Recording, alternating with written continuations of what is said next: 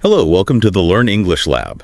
If you're aiming to study or work in an English-speaking country, well, there's a good chance you've come across the TOEFL. Oh, absolutely. It's a pretty standard requirement for many places. And specifically, its listening section. It can feel like a real challenge, right?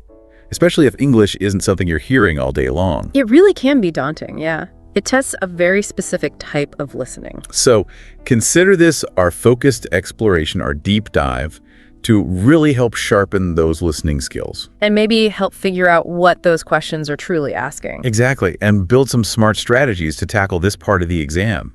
Think of it as, well, maybe a shortcut to feeling more confident and prepared. Sounds good. Where should we start? Okay, let's dive right in. The TOEFL listening section. Fundamentally, it's designed to gauge how well you understand spoken English in an academic setting. Right, like a college or university lecture hall, or maybe an office hour. So what should people expect, practically speaking? Timing, number of questions. You're looking at about 41 to 57 minutes for this section, give or take. Okay. And you'll answer somewhere between 28 and 39 questions in that time. And the actual audio itself, what will they be listening to? Well, there are two main types. You'll get academic lectures. Like a professor talking. Exactly. And sometimes these will even include students asking questions, interrupting. Makes it feel more real. Okay, like a classroom. Mm-hmm. And the other type is everyday campus conversations. So, more informal. A bit, yeah. Could be between students, maybe a student talking to a librarian or a professor in their office. Gotcha. And then after each audio clip, You get about 5 or 6 multiple choice questions, testing your understanding of what you just heard. it's interesting to think about why strong listening skills are so critical here. It feels like it's more than just catching individual words. Oh, definitely more. It's really about grasping the nuances, how people actually communicate. Nuances like. Well, think about the different speeds people talk at, or the various accents you might hear. That's a big one. Accents. And those casual expressions, idioms, that don't always have a direct translation. Yeah. Hit the books doesn't literally mean hitting books. Exactly. Plus, people naturally use filler words like, Right. We all do it. and they connect their speech, run words together. That can be tricky if you're not used to hearing it flowed like that. So working on this isn't just for the TOEFL score then. Not at all. Improving your listening genuinely boosts your overall fluency. How you speak yourself. Yeah, your pronunciation, your rhythm, and just your general ability to communicate effectively in English, whatever the situation. Okay, that makes a lot of sense.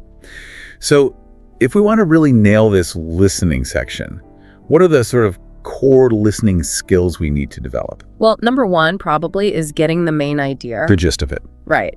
Being able to identify the overall topic or the main point of what's being said. Often, it's hinted at early on. And the first few sentences maybe. Often, yeah. Or it's a theme that keeps coming back. So paying attention right at the start is key. Okay, main idea. What builds on that? Then you need to pick out the supporting details. The specifics. Exactly. Catching those specific facts or explanations or examples that back up that main idea, they provide the evidence. So not enough just to get the general topic. You need the substance too. Absolutely. Another really vital skill is understanding the speaker's angle, their perspective. What do you mean by angle? Figuring out how the speaker feels, their tone, their emotions, maybe what they're trying to do with their words. Are they persuading, informing, complaining? Ah, okay. So it's not just what they say, but how and why they say it. You got it. And tied into that is the ability to, read between the lines. Inferring meaning. Correct. Understanding things that aren't said directly, but are definitely implied. Can you give an example? Sure. A speaker might not say, I disagree, but their tone or the way they phrase something like, well, that's one way of looking at it, might signal disagreement. Right. Catching those subtle clues. Okay. Is there a final essential skill? Yeah, I'd say seeing the connections. How ideas link together.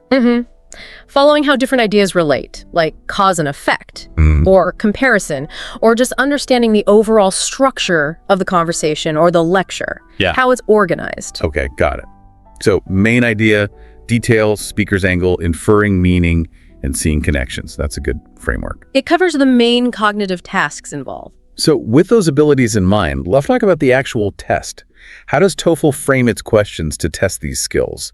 What kinds of questions pop up? Okay, good question. You'll often see what they call gist content or gist purpose questions. Sounds like main idea stuff. It is. They ask things like, what is the main topic of the conversation? Or what is the lecture mainly about? Or maybe, why is the student talking to the professor?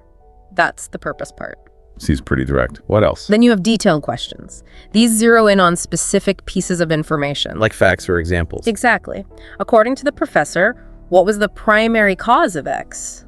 Or what example does the student give? Things like that. Right, so you need to have caught those supporting details we talked about. Definitely crucial for those. Another type is the function question. Function. How did that work? These ask why a speaker says a particular thing. Often a short phrase, like, why does the student say, oh, I see? Ah, so it's about their intention or reaction. Precisely. It might be about their tone or what purpose that little phrase serves in the conversation, understanding the subtext. Okay.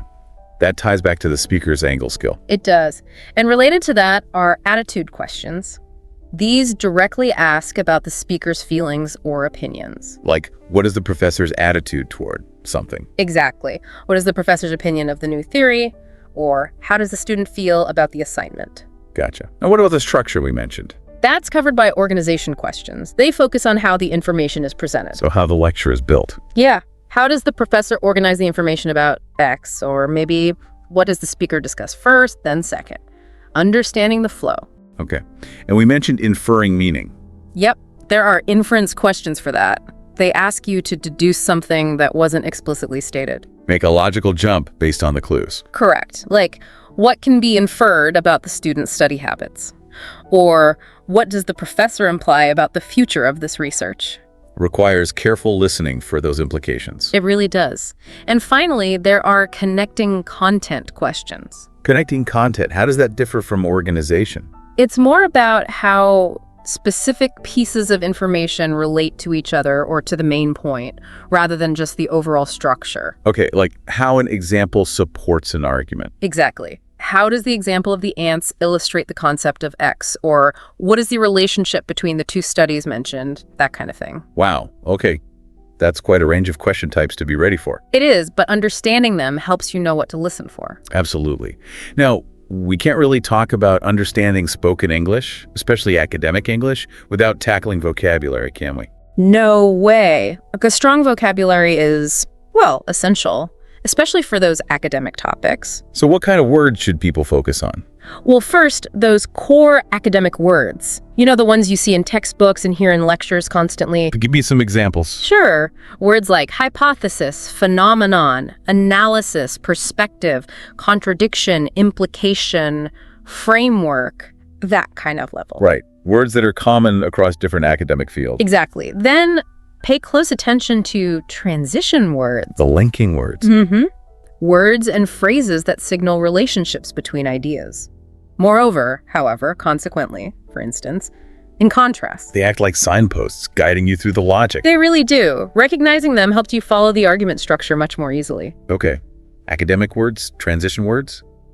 What else? Don't forget, everyday idioms. Even in academic settings, conversations can include common expressions. Like the ones we mentioned. Hit the books, on the same page. Yeah, or maybe cutting corners, get the hang of something, rule of thumb, they pop up. Good point. And are there specific phrases common in lectures?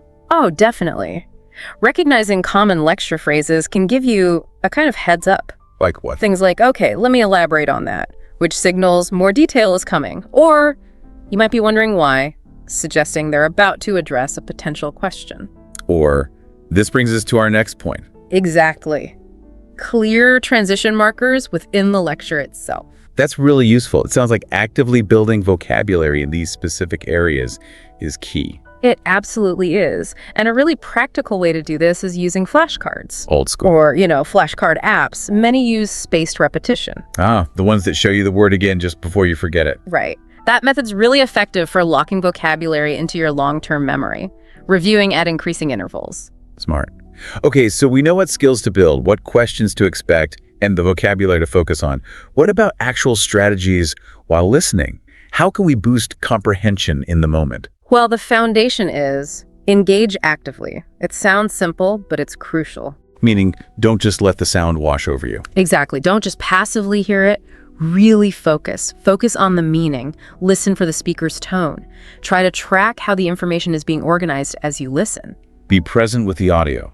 Right. And building on that, taking organized notes is a huge advantage. We touched on notes. What makes them organized? Develop a system that works for you.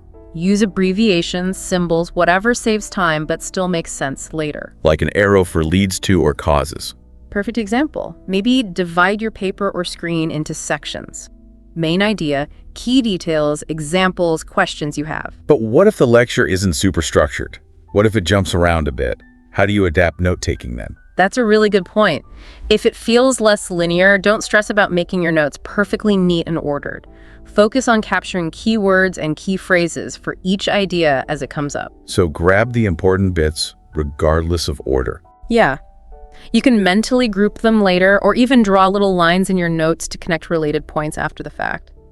The goal isn't beautiful notes. It's notes that jog your memory for the questions. Okay, that's helpful.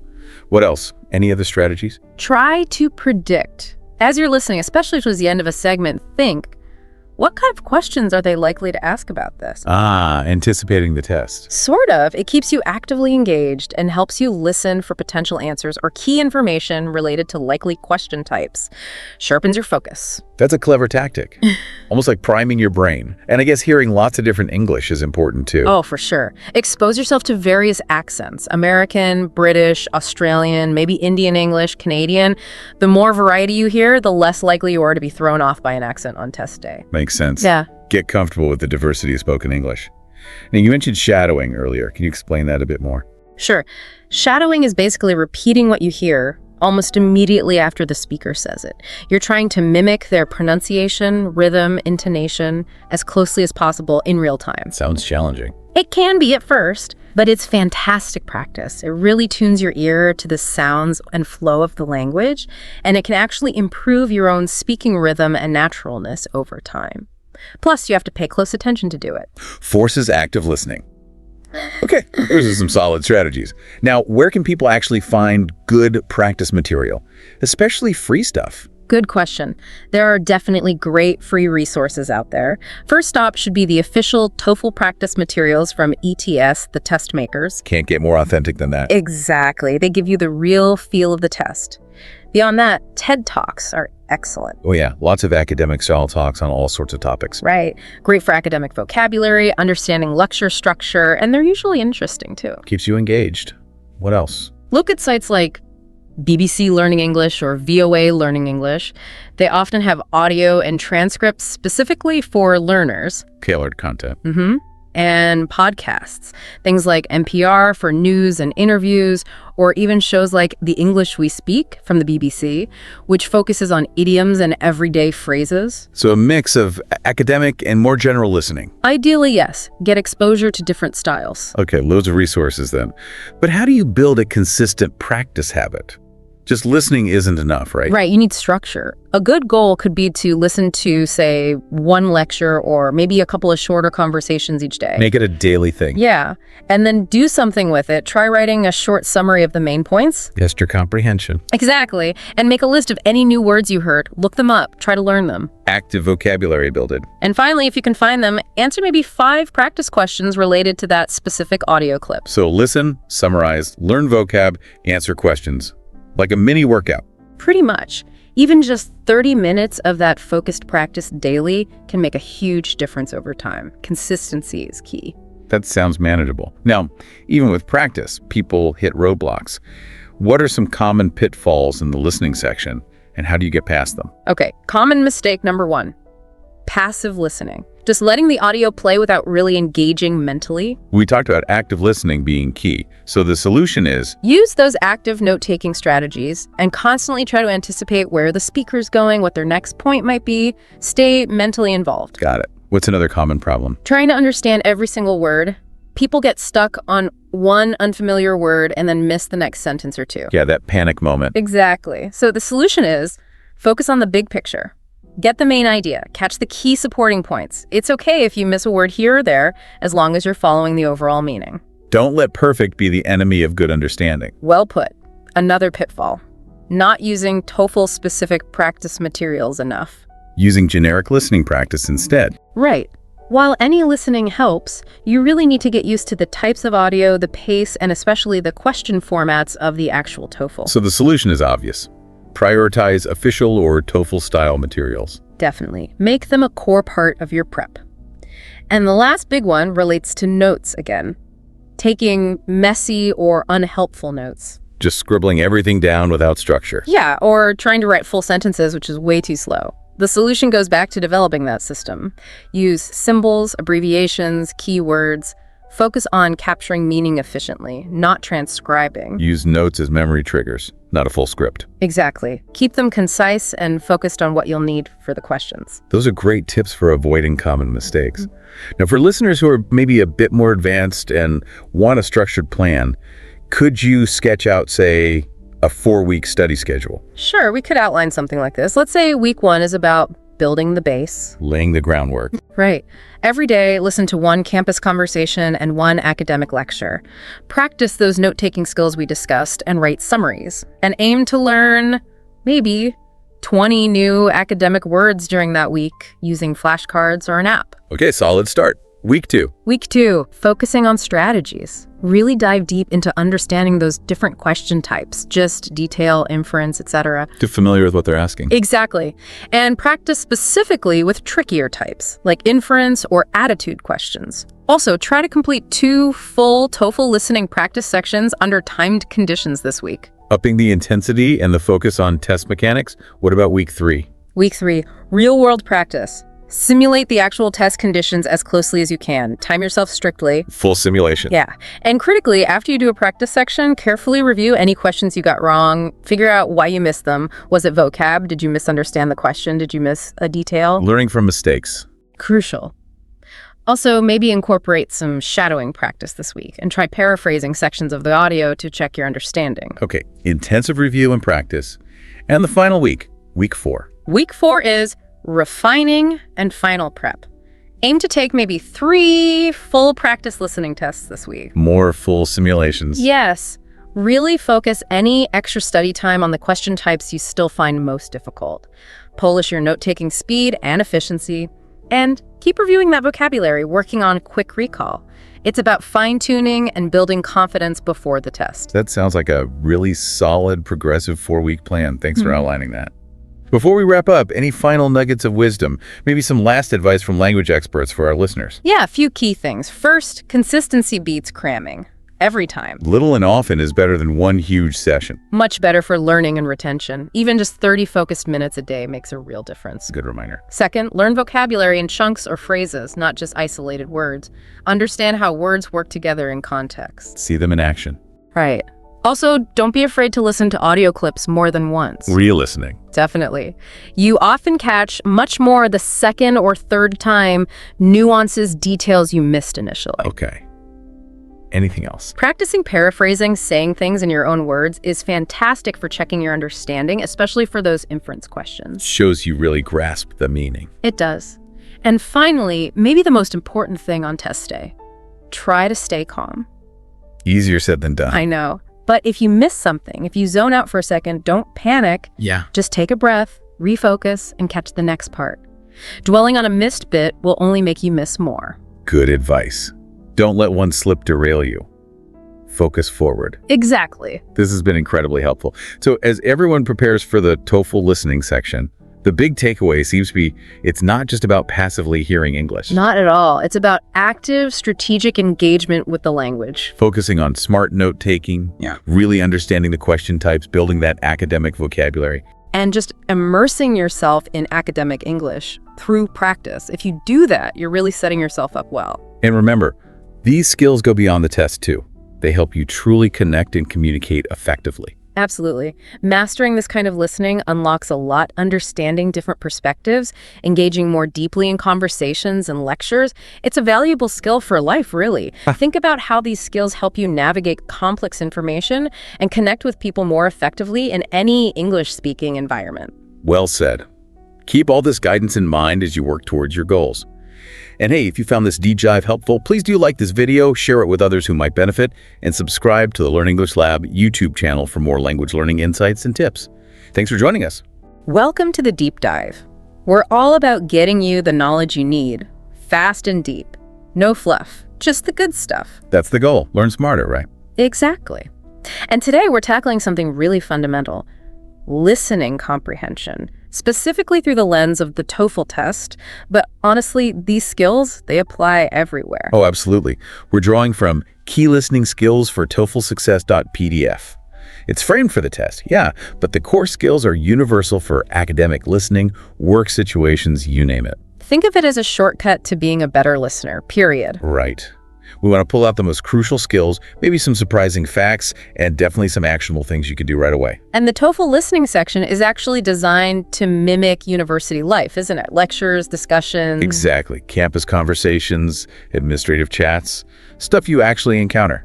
So improving these skills has real practical value. Plus, better listening often means, kind of surprisingly, better speaking and writing, too. It totally does. You absorb sentence structure, vocabulary, rhythm.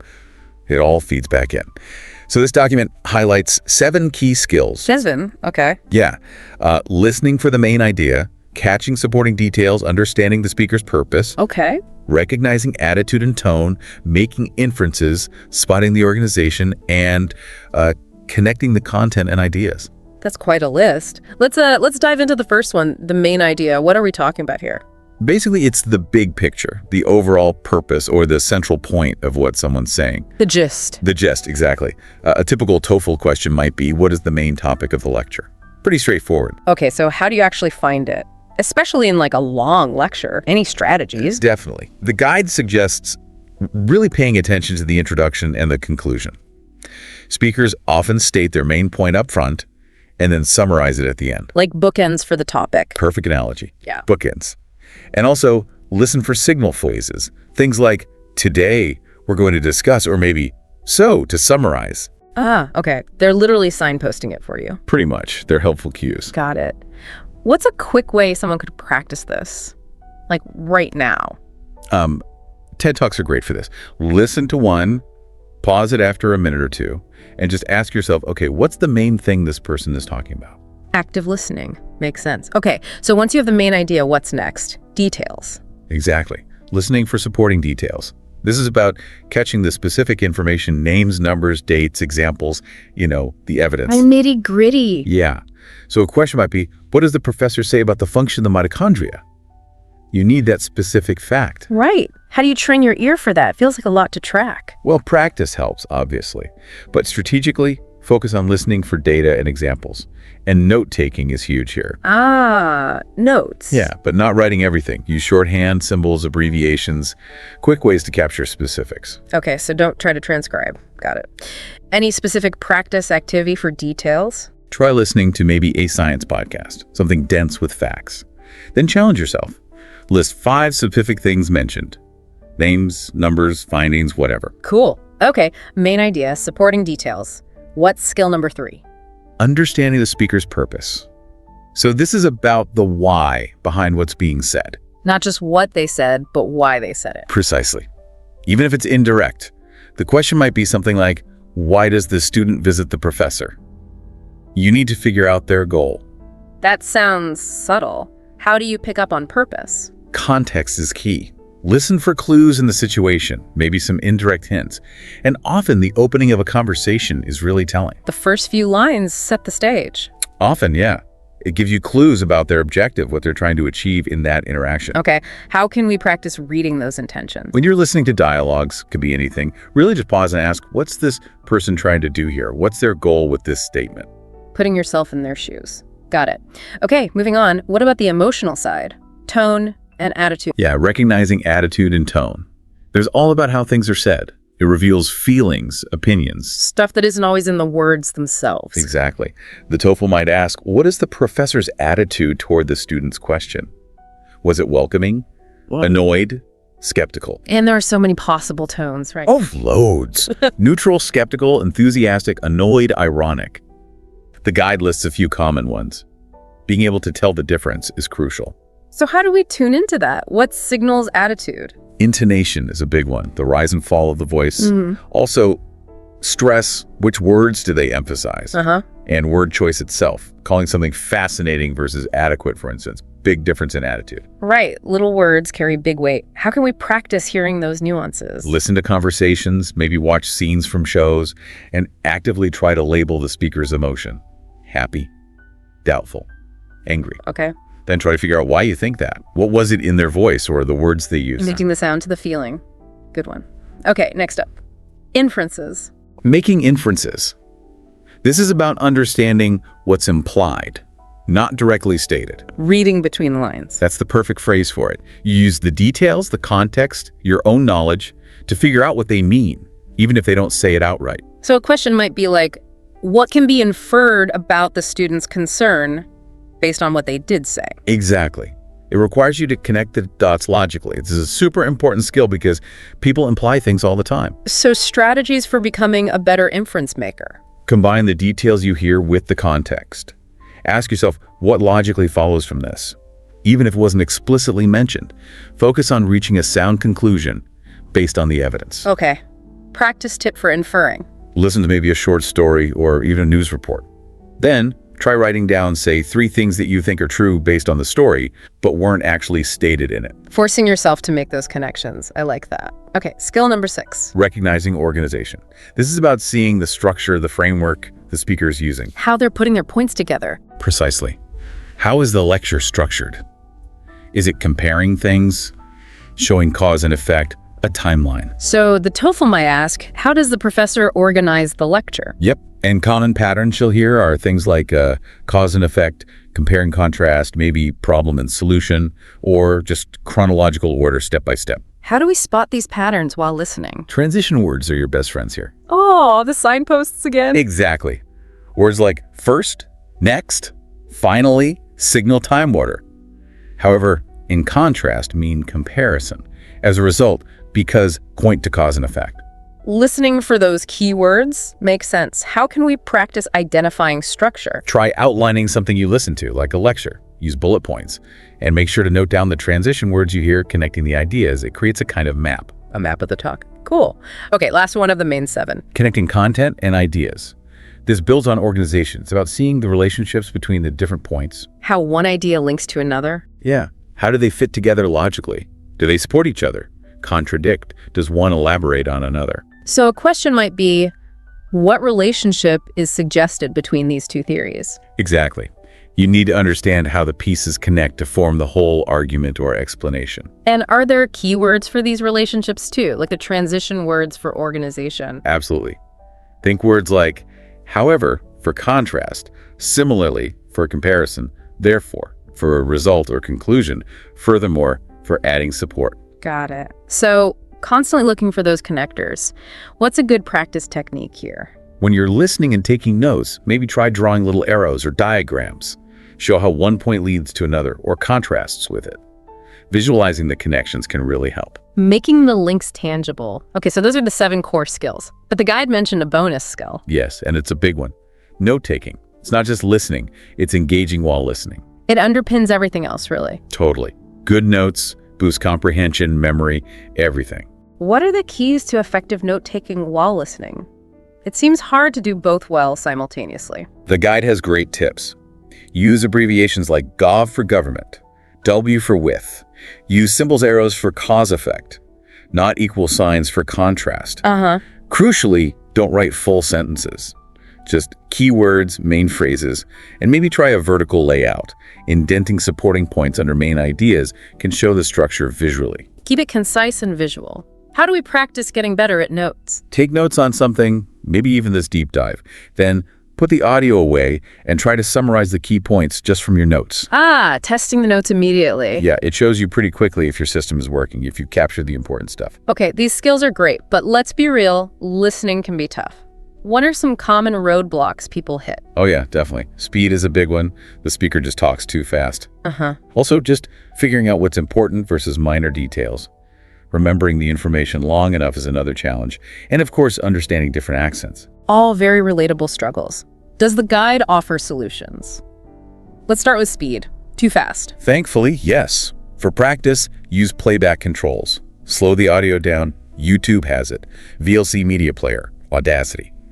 Lots of tools let you adjust the speed without changing the pitch too much. Buys your brain some processing time. Smart.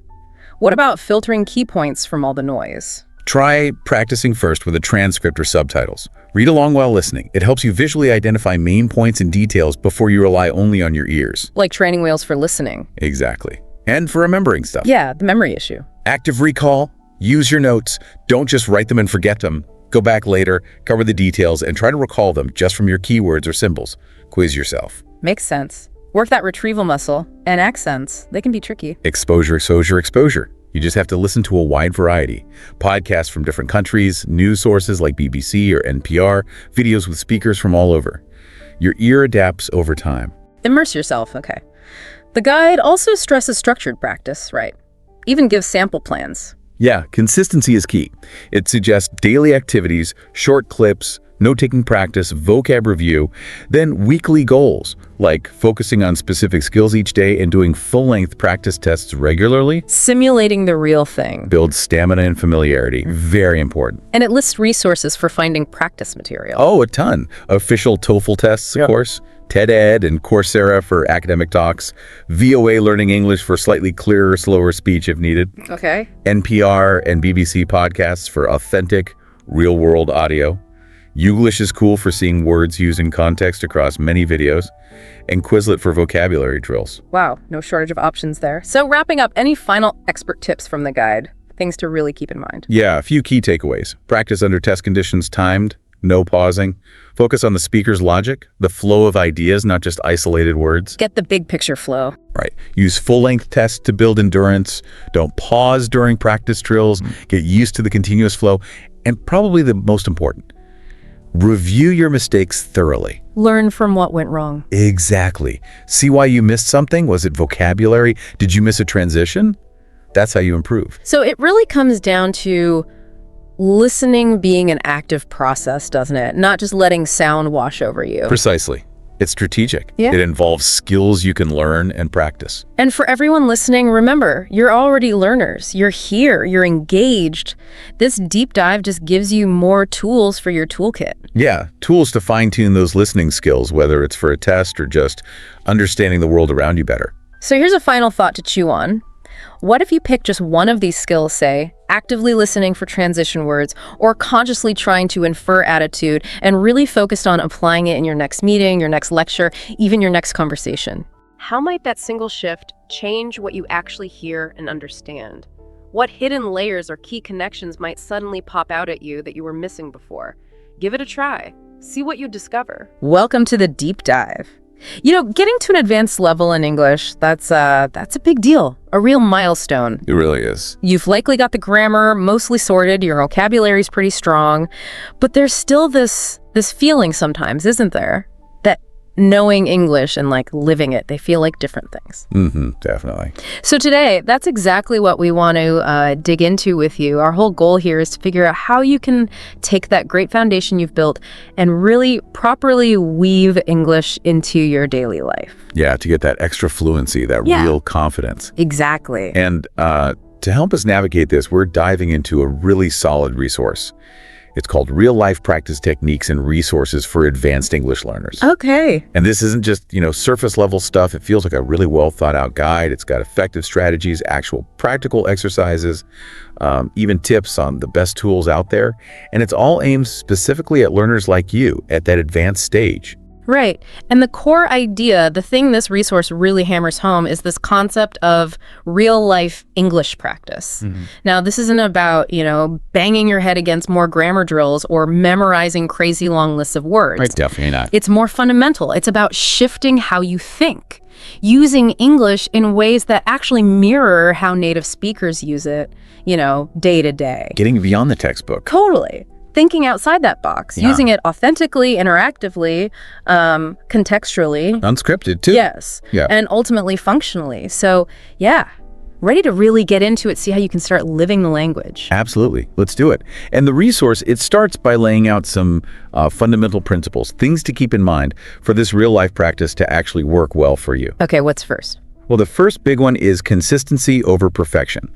It sounds simple, but it's huge. Right. It's so easy to think you need these massive, like, hour-long study sessions. But the source says even short daily exposure, maybe just 15 minutes, that's often way more effective long-term. That makes so much sense, doesn't it? It's like learning guitar or something. Yeah. Practicing a little bit every day seems to stick better than one huge, frustrating practice session once a week where your brain just quits halfway through. Exactly. And building on that, there's this idea of contextual learning. Contextual learning. Tell me more. So the resource gives this great example. Instead of just memorizing the word negotiate from a list, it's much better to actually practice using it, say, in a pretend business chat. You start to really feel its meaning, its nuances, how it fits naturally. Ah, okay. So you understand how it works in the real world, not just its definition. Precisely. Words don't live in a vacuum. Yeah. When you learn them in context, you're not just memorizing, you're grasping their function, how they play with other words, when to use them, and the next principle. It's all about getting active. Output-focused practice. Output focus. Okay, so not just taking English in, but putting it out. Exactly. This really jumped out at me too. It's easy to just, passively watch movies or listen to podcasts. And those things are good, don't get me wrong. Sure, they have their place. But this resource really pushes the importance of actively producing the language, actually speaking it, actually writing it, putting those words to work. That's the difference between knowing about something and actually being able to do it, I suppose. That's a great way to put it. Passive understanding versus active competence. You might understand tons, but actually saying it or writing it forces you to, retrieve words quickly, build sentences on the fly. It's a deeper level of engagement. Makes sense. And the last core principle? Feedback. It sounds obvious maybe, but it's critical. Oh yeah. Feedback is gold. Totally. The resource stresses actively looking for it. From teachers, sure, but also language partners, maybe even some of those apps that give corrections. Right, because you don't always know what you don't know. Exactly. Feedback helps you spot those blind spots, fix pronunciation, tweak grammar, just improve your overall style. Okay, so those are the foundations. Consistency, context, output, and feedback. Got it. Right. So keeping those in mind, let's dive into some specific real-life speaking techniques the resource suggests for you. First up is something called shadowing. Shadowing. Okay, I've definitely heard of this, but maybe explain it for anyone who's new to the term. Sure thing. So shadowing basically means you take a short bit of audio or video from a native speaker. Could be a news clip, a podcast snippet. Okay. You listen to a sentence, maybe two, then you hit pause and you immediately try to repeat exactly what you just heard. Exactly. Like word for word. Well, yes, the words, but crucially, you're also trying to mimic their intonation, how they pronounce sounds, the rhythm, the flow of their speech. Ah, okay, so it's more than just repeating words. Much more. It's almost like you're bypassing the analytical part of your brain and just getting your mouth and ears to learn the music of English, kind of by osmosis. The music of English, I like that. And the resource says this is good for your accent and fluency. Yeah, hugely beneficial for both. You really start to internalize how native speakers naturally link words, where they put the stress. It smooths things out. Cool. Okay, what's the next speaking technique? Next are language exchange meetups. The resource mentions platforms like Tandem, HelloTalk, Speaky. Are you familiar with these? Yeah, I am. They're pretty clever, actually. Simple idea, really effective. How do they work, basically? Well, you connect with native English speakers who are learning your language. Ah, okay, a swap. Exactly. So you spend some time helping them practice your language, and then they help you practice English. It's a win-win. And like the resource says, it's great because you can practice casual chat or you can aim for more formal stuff, depending on who you find and what you need. Right, that real back and forth interaction, super important. Okay, after that, the resource suggests trying out role-playing scenarios. Role-playing. Sounds a bit staged, maybe awkward. It could feel a bit weird at first, yeah. But it's actually incredibly useful for building confidence for specific situations you know you'll face. Like what kind of situations? Well, think about common things. A job interview, maybe giving a short presentation, calling customer service, even explaining a health issue to a doctor. Okay. Yeah, those can be stressful. Definitely. So the idea is to practice these dialogues, maybe with that language partner you found online, or even just by yourself. The resource even suggests recording yourself. Recording yourself. Ooh, cringe factor. Maybe a little. Yeah. But it's so helpful. You listen back, see where you hesitated, how clear you sounded.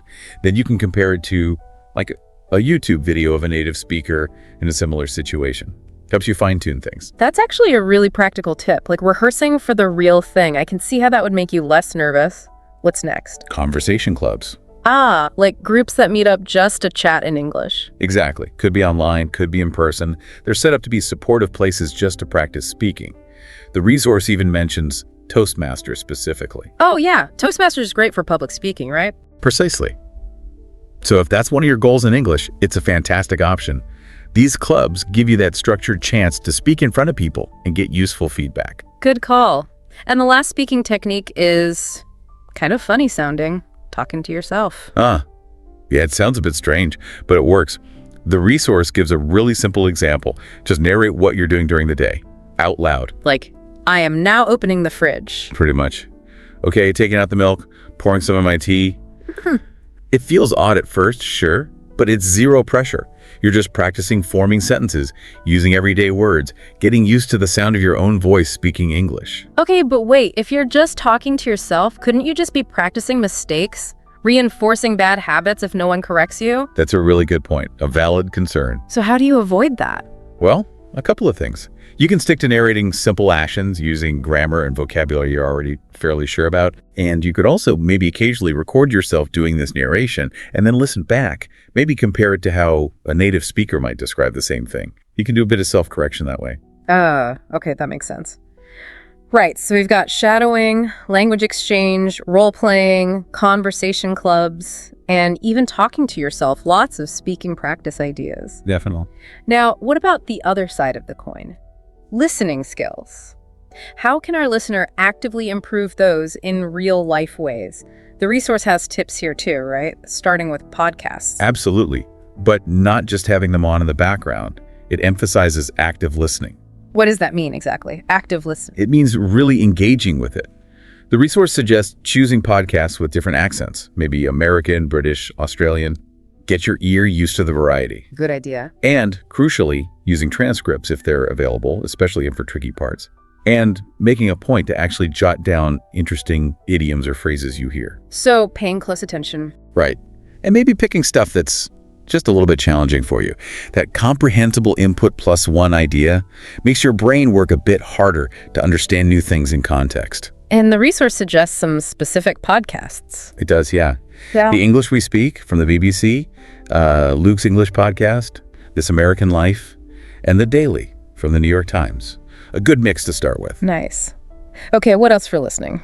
Next up is the classic challenge, TV shows and movies. Without subtitles. The final frontier. Pretty much. But the advice is sensible. Don't just jump in the deep end. Start with English subtitles on. Right. Then try turning them off for maybe just 5 minutes at first. See how you do. Gradually increase the time as you get more comfortable. Makes sense. Less scary that way. Definitely. And again, the key is focus. Really listen. Note down phrases you don't get. Look them up later. Got it. And the last listening technique, something about audiobooks. Yeah, pairing audiobooks with the actual printed book. How does that help? Well, you follow along in the book while listening. It's great for reinforcing vocabulary, getting the rhythm and intonation, and hearing the correct pronunciation while seeing the word. It builds really strong connections between the sound and the text. I can see that being really powerful. Okay, speaking, listening, check. Let's move on to writing. This can feel a bit more daunting for some people, I think. It definitely can. But the resource has some really approachable ideas. First one is just journaling in English. Journaling, like writing a diary. Sort of, yeah. But it doesn't have to be super personal Dear Diary stuff. Just write about your day, your thoughts on something you read, your opinions, whatever. Regularly. Low pressure, exactly. And the key tip here is to use tools like Grammarly or Pro Writing Aid. The spell checkers and grammar checkers? Yeah, but they're more advanced now. They give you instant feedback, spot mistakes, suggest improvements. It's like having a mini editor. And if you journal consistently, you might start noticing patterns like, oh, I always make that mistake with prepositions. Then you can focus on it. That instant feedback loop sounds really useful. Okay, what's another writing practice? Getting involved in online forums or Reddit. Reddit, really? Yeah. Specifically, subreddits like English Learning are great, obviously. But even general ones like Rask Reddit or forums about your hobbies. How does that help with writing? Well, you're writing for a real audience, expressing opinions, maybe getting into little debates. Respectfully, of course. Uh-huh. Yes, important caveat on Reddit. You're asking questions, answering questions. It's real communication, just written down. Okay, I can see that. And for people who want to take it a step further, maybe share more publicly. The resource suggests blogging or microblogging. Blogging, like starting your own website. Could be. Platforms like Medium or WordPress make it easy. Or even just using social media, writing thoughtful Instagram captions in English, posting short updates or opinions on Twitter. Ah, okay. So shorter form works too. Absolutely. It gives your writing practice a purpose, maybe even connects you with people interested in the same things. Nice. And the last writing point, email. Yeah, email correspondence. Especially crucial if you use English for work or want to. Right. Professional emails have their own style. Totally. So practice writing real emails if you can, to friends, teachers, contacts, or even just mock ones. Practice different scenarios, inquiries, complaints, scheduling things. It helps you nail that formal structure in polite language. Okay, great. So we've covered a lot of ground speaking, listening, writing. What about reading? How can we sharpen those skills in a real-life way? Well, the first tip is pretty fundamental, but really effective. Read the news in English. Daily, if possible. Just pick up a newspaper or go online. Exactly. Reputable sources like the BBC, The Guardian, NPR, Al Jazeera. Reading news articles consistently exposes you to good, often complex sentence structures, loads of current vocabulary. And different writing styles too, I guess. Definitely. The resource suggests actively looking for new words and maybe even paying attention to how sentences are built. Good habit to get into. What about longer reading, like books? Yeah, for people who enjoy that, joining an online book club that reads in English is a great idea. How does that add value beyond just reading the book yourself? Well, you read the book, obviously improving comprehension, but then you discuss it with others. Ah, the speaking practice connection? Exactly. You talk about the plot, the characters, the themes. It forces you to use vocabulary related to the book, articulate your opinions. It makes the reading more active and social. Smart. And are there any specific tools for reading practice? Yes. The resource mentions some interesting interactive platforms. Things like News and Levels, LingQ, Rewordify. What do they do? They often use adaptive technology. So they can simplify texts to match your current level. You could read an article, and if it's too hard, it adjusts it. Then you can gradually tackle more complex versions as you improve. Oh, that's clever. Personalized reading. Yeah, and LingQ, for example, has a huge library of real-world stuff, articles, dialogues, even book chapters, and lets you click on any word you don't know to get an instant definition right there in the text. Very cool. These digital tools sound like a big help, and the resource mentions more of these, right? Beyond just reading. Oh yeah, definitely. It highlights a whole range of immersive digital resources, like language immersion apps. Such as? Fluent U is one it mentions. It uses real videos, movie trailers, music videos, news clips, and makes them into lessons. See the language used naturally. Engaging. What else? AI tutors. Is that a thing now? It really is. Yeah. It sounds futuristic, but tools like Ikaiwa AI, ChatGPT, even TalkPal AI, they can simulate conversations pretty convincingly now. So you can just talk to an AI. Pretty much. You can ask it questions, practice role-playing like those job interviews we mentioned, and some even give you feedback on your pronunciation, almost instantly. Wow. That's kind of amazing, like a patient practice partner available 24/7. Exactly. And without any human awkwardness or judgment. True. Okay, what other digital resources? YouTube. Definitely. YouTube is a goldmine. Channels like English Speeches, Speak English with Mr. Duncan, BBC Learning English. Tons of videos made for learners, covering grammar, vocab, culture, everything. Great for listening and visual learning. Right. And then there was something surprising. Gaming. Yeah, using video games for English practice. How does that work? Well, think about story-driven games. Games with lots of dialogue, lots of text on screen. Things like Life is Strange or The Last of Us. Okay, so you're immersed in the story. And you're constantly reading subtitles or notes, listening to conversations between characters. It's practice, but it feels like entertainment because you're engaged in the game. Sneaky. I like it. Okay, this is a fantastic toolkit. Now, the resource also talks about setting yourself specific challenges, right? To really push yourself. It does. Real-world challenges. The first one is pretty intense. A 30-day English-only challenge. Whoa! English only for a whole month. Yep. The idea is you switch everything digital to English. Your phone language, your browser, your apps, the news you read, the videos you watch, everything for 30 days straight. That sounds hardcore. but I bet it forces incredible immersion. Exactly. It's like creating your own immersion environment without leaving home. Okay, what's a slightly less intense challenge? How about a mock job interview series? Tell me more. You'd basically prepare for and practice answering common advanced interview questions. Record yourself answering them out loud. And then? Get feedback. Ask a teacher, a tutor, a fluent friend to listen and tell you how you did. It's super practical prep if you're aiming for jobs that need English. Yeah, really targeted practice. What's the third challenge? A presentation challenge. So giving a presentation in English. Exactly. Pick a topic you know well or care about. Prepare a short presentation and then deliver it. To who? Could be to friends, your language exchange group, even just record yourself, maybe upload it somewhere if you're brave. It pushes you to structure your thoughts and speak clearly and confidently. Okay, those are some solid challenges. Now, a lot of people learning English need it for work.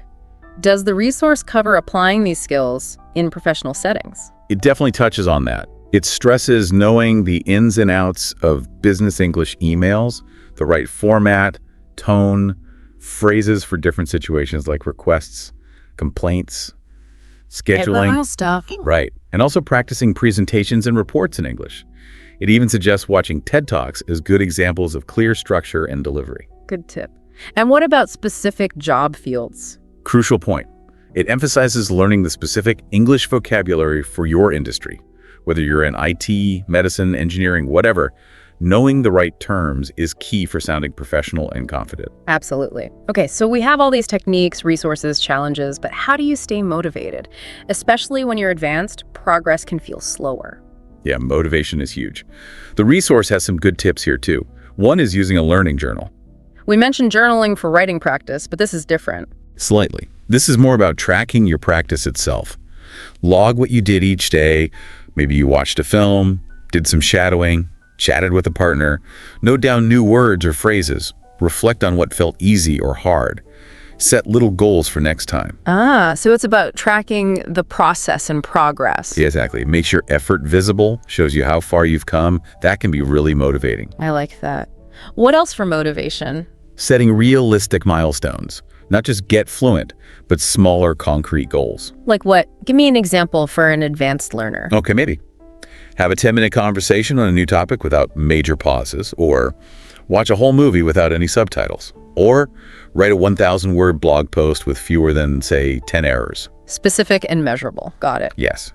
Things you can actually achieve and check off. And probably the most important one. Celebrate the wins. Yes, acknowledge your progress. Absolutely. When you hit one of those milestones, or even just have a really good conversation, reward yourself somehow. It keeps things positive and reinforces the effort.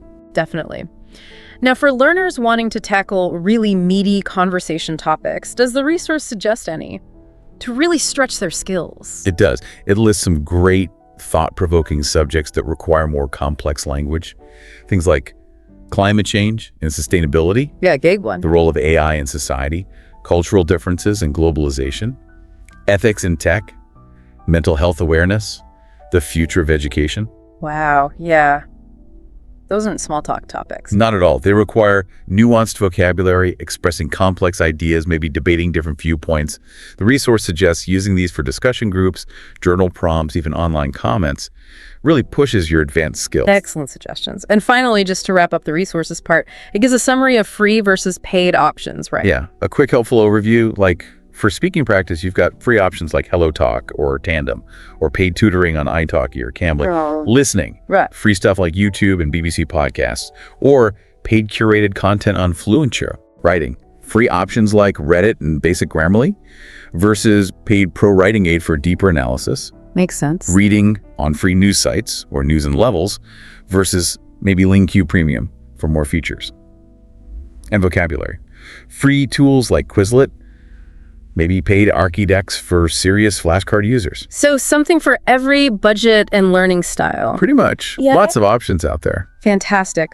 Well, bringing this deep dive toward a close, it feels really clear that exploring this resource, real-life practice techniques and resources for advanced English learners, it really highlights a key shift, doesn't it? It really does. For those of you who've already got that advanced foundation, it's less about just learning English theory now, and much more about actively living it, weaving it into your actual life. Exactly. Yeah. It's about making that conscious choice to engage with English every day. in all sorts of ways, through real conversations, getting lost in stories, maybe debating ideas, reflecting in the language. Yeah.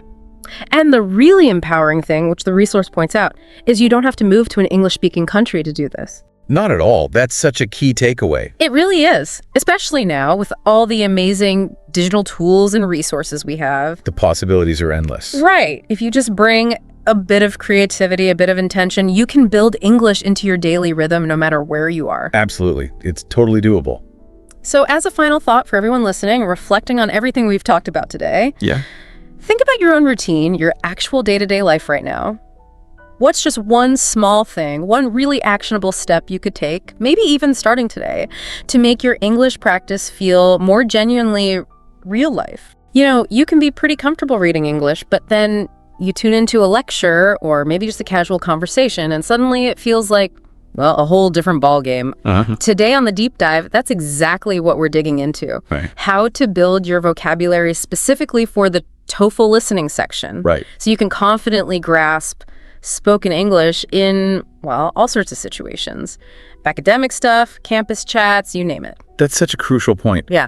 It's really not just about knowing what the words mean on the page, is it? No, not at all. It's about instantly recognizing them when they're spoken, often quickly, and with all the quirks of natural speech. Absolutely. And we've got some great info here today that breaks down practical methods, gives really helpful word examples, and lays out some smart strategies to seriously sharpen that listening comprehension. Yeah, the goal really is to move beyond just hearing sounds. Right. To really understanding the meaning behind them, especially in those specific TOEFL contexts. Exactly. And as our sources point out, the TOEFL listening section basically centers around two main scenarios, doesn't it? It does. You've got the academic lectures. Like in the university class. And then those more informal campus conversations. Student to student, or maybe student and professor. And each one has its own kind of flavor, vocabulary-wise, and how people speak. And then the questions after you listen, they really test your understanding, right? They focus on, 5 key areas? Yeah, 5 main things. Can you get the main idea? Okay. Can you pick out specific details? Right. Do you understand the speaker's, function or attitude? Makes sense. Can you make logical inferences? Yeah. And can you follow how the information is organized? So it's quite a lot to juggle. It is. It shows it's a multifaceted skill. You need a solid base, general and academic words. You need to be able to spot synonyms because they won't always use the exact same word. Good point.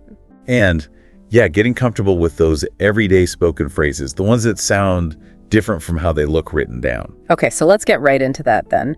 Why is vocabulary so critical for the listening part specifically? Well, like you said, you might see a word written and know it instantly. Yeah. But hearing it, that's the challenge. You've got to catch it as it's spoken, sometimes really fast, with different accents, different intonation. Right. And our source material really highlights this idea of connected speech. Connected speech. Okay, what's that exactly? It's basically when words kind of blend together when we talk naturally. Sounds change, like going to often becomes gonna. Okay. Or like want to becomes wanna. Exactly. They don't sound like two separate words anymore. They sort of morph. It's like the sounds get squished together almost. That's a good way to put it. Yeah. And if you're only used to seeing the formal written words, these spoken shortcuts can sound completely unfamiliar. Even if you actually know the words themselves. Precisely. It's these little phonetic shifts. Sounds blending, sometimes sounds even disappearing. They can be a real stumbling block if you're not tuned in. Our source has a great example. Written, he is gonna have to study more. Okay. But spoken, it might sound like he's gonna have to study more. Oh, yeah. Have to. That sounds quite different. Same meaning, totally different sound profile. It really is like a spoken dialect sometimes. Yeah. So getting your ear used to these common contractions and linked sounds, that's fundamental. Absolutely fundamental for listening comprehension. And, to get a better handle on the types of words you'll hear, it helps to think about the main subjects. Right. The source mentioned academic subjects and also student life stuff. Exactly. Okay. Broadly, those two categories. So let's look at some academic areas first. Okay. Like biology. You might hear terms like species. Okay, like a group of animals or plants. Right. Or adaptation, how they change for their environment. Ecosystem, that whole web of life. And maybe mutation, a change in genes. See how each word is a core concept. Yeah, definitely. Specific to the field. Yeah. What about something like astronomy? Good one. For astronomy, you'd expect words like galaxy. Big system of stars. Yep. Telescope, obviously. Orbit, the path something takes. And maybe celestial, meaning related to the sky or space. Again, key terms for that subject. How about history? History's got its own set. Words like monarchy. Rule by a king or queen. Right. Revolution, a big change in power. Colonization, setting up control somewhere else. And artifact. Oh, yeah, like old objects people find. Exactly. Human-made historical things. Each one packs a lot of meaning. Okay, maybe one or two more academic fields. Psychology? Sure. Psychology uses words like cognition, which is about mental processes, thinking, memory, behavior, what people actually do, perception, how we interpret things we sense, and stimulus, something that causes a reaction. Got it. And economics. Lots of specific terms there too, I bet. Oh, absolutely. You'll hear inflation, prices going up generally, scarcity, not having enough of something. Like resources. Exactly. Demand, how much people want something. And investment, putting money into things, hoping for profit. Wow, okay. So that really covers a wide range of academic language. It does, but then there's the whole other side. Campus life vocabulary. Right, the everyday stuff you hear around university. Precisely. In conversations in the dorm or dealing with, like, admin stuff. So things like registrar, office for records. Yep, that's one. Or syllabus, the course outline. Dormitory, or just dorm, your major, your main subject. Right. An elective course you choose. And phrases like, drop a course. Meaning you stop taking it. Yeah, those are all super common. Definitely. And don't forget things like office hours. When you can meet the professor. Exactly. Tuition, the fees, and your transcript, your academic record, they come up all the time. Okay. And the source also mentioned paying attention to verbs, right? Common verbs and phrasal verbs. Yes, that's important too.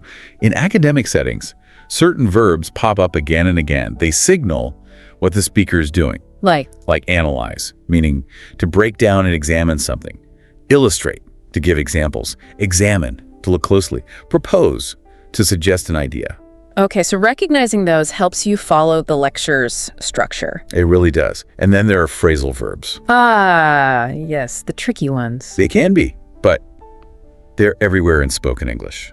Lectures, conversations, everywhere. So examples like hand in for submit. Perfect. Or look into, meaning investigate. Catch up, like getting to the same point as others. Run out of, meaning you have no more. Yeah, you have to learn those as a whole chunk, not word by word. Absolutely vital. Treat them as single vocabulary items. And then finally in the section, we have idioms and casual expressions, especially in those campus conversations. Yeah, these can really throw you if you're not familiar, because the meaning isn't literal. Right, like if someone says, that rings a bell. Doesn't mean a bell is actually ringing. It just means, that sounds familiar. Okay, or hit the books. Means study. Nothing violent involved. Good to know. What about pull an all-nighter? Means you stayed up studying all night long. No sleep. Oof, been there. And maybe one more. Piece of cake. Means something was really easy to do. Okay. So you really need to know the hidden meaning behind these. You do. They add color, but you need the key to unlock them. All right, so we've got this huge range of vocabulary, academic, campus life, verbs, idioms. What are the best ways, according to our source, to actually learn all this for listening? Well, the absolute key, the number one thing, is to focus on listening-based learning. Okay, so not just reading lists. Exactly. Less focus on just reading lists or flashcards in silence. More actively immersing yourself in sound. Like using podcasts, TED Talks. Yeah, YouTube lectures, things you find interesting anyway. And definitely use official TOEFL sample audio. Why is that listening part so critical? Because you're training your ear, your auditory processing. You need to get used to hearing words pronounced naturally, different accents, different speeds. In the flow of a real sentence or lecture. It's just a different skill than seeing it on a page. Makes sense. And another strategy you mentioned is contextual learning. Yes. Super important. Learn words in context. Right. Don't just memorize a definition by itself.